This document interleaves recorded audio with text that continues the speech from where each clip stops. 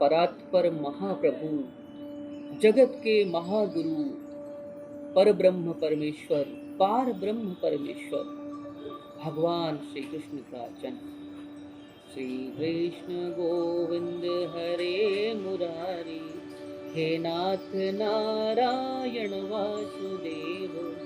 श्री कृष्ण गोविंद हरे मुरारी, हे नाथ नारायण वासुदेव।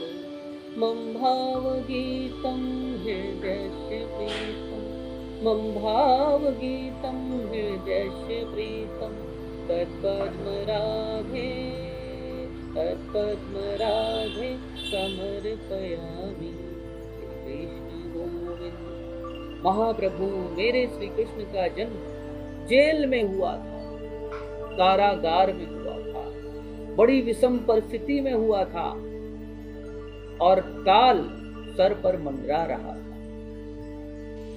यद्यपि वो पार ब्रह्म परमेश्वर, कालों के काल है, लेकिन उस समय काल रूपी कंस था। पूरी मथुरा थर थर कांपती थी। वासुदेव और देवकी को जेल में बंद कर दिया गया था। 6 संतानें मारी जा चुकी। 7वीं संतान अदला बदली करके मथुरा पहुंचा दिया गया है। 8वां गर्भ देवकी जी का पार ब्रह्म परमेश्वर भगवान श्री कृष्ण, जिनके जन्म लेते ही चमत्कार होता है।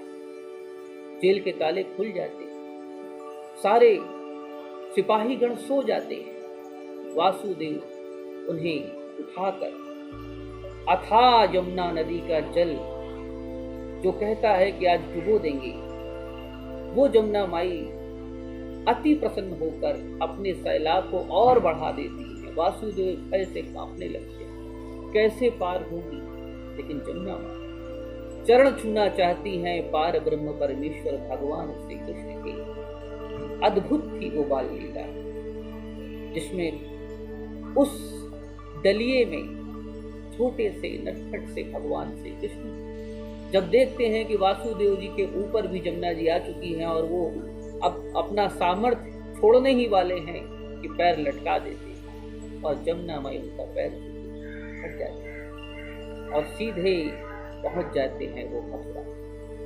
और वहां पर कन्या को बदलकर भगवान श्री कृष्ण को छोड़कर अश्रु धारा के साथ विदाई लेते हैं, क्योंकि पिता बड़े कष्ट से अपने जन्मे हुए तुरंत के पुत्र को छोड़ देता है, क्योंकि वो चाहता है कि वो बच जाए, क्योंकि वो कोई साधारण बालक नहीं है। वो पार ब्रह्म परमेश्वर भगवान श्री कृष्ण ही कंस के अत्याचारों से मुक्ति देंगे। इसलिए अश्रुधारा के साथ कन्या को लेकर वापस आ जाते हैं उसी जेल के अंदर, और फिर माया होती है भगवान श्री कृष्ण। यदि आप भी सच्चे मन से, सच्ची श्रद्धा से उनकी शरण ग्रहण करेंगे, क्योंकि उन्होंने कहा है मां मेकम शरणम गतम, तुम एक बार मेरी शरण में आ जाओ, पूर्ण श्रद्धा भक्ति के साथ आ जाओ, मैं सारे पापों से तुम्हें मुक्त कर दूंगा। ऐसा कोई परमेश्वर है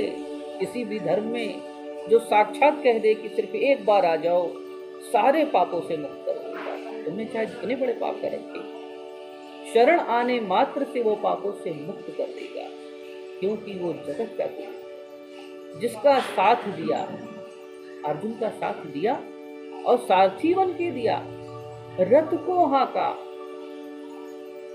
चाकर बने और पूरे महाभारत को अर्जुन के नाम कर दिया, अर्जुन के बाणों के नाम कर दिया, अर्जुन को विजयी बना दिया और महाभारत का सबसे बड़ा विजेता बना दिया, और दिया सारे विश्व को ज्ञान। कर्म क्या है, अकर्म क्या है, किस कर्म से तुम अपने आप को उठा सकते हो, कौन से कर्म तुम्हें छोड़ने चाहिए, और क्या है मोह, क्या है माया। बिना इन मोह माया में फंसे तुम यदि अपने सात्विक कर्म को श्रद्धा के साथ करते चले जाओ, लेकिन फल की चिंता मत करो, क्योंकि फल तो मेरे प्रभु के पास है। फल की चिंता मत कर प्राणी, कर्म ही किए तू सच्चे मन से। फिर देख ऐसा फल आएगा, ऐसा लक्ष्य प्राप्त होगा कि सर्वत्र विजय प्राप्त होगी।